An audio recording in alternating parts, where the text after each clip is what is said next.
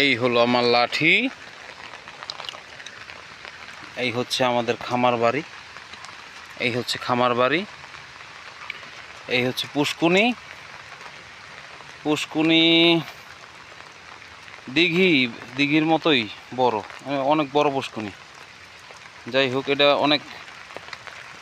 অনেক ছিল, এখানে ঘাস টাস ছিল, কিন্তু এখন সব পরিষ্কার একদম টিপটপ করছেন মাহফুজ ভাই, যে এই জায়গাটা আর কি রক্ষণাবেক্ষণ করতেছেন তিনি।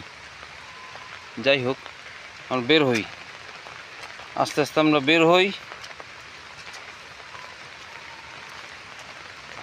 এখন এরকম হইলেও শীতের সিজনে দেখবেন আসতে অনেক ভালো লাগবে। খুব সুন্দর একটা প্লেস। জায়গার নাম বলা যাবে না, নাম সিক্রেট। এখানে আসা যাবে না, রেস্ট্রিক্টেড এরিয়া। এই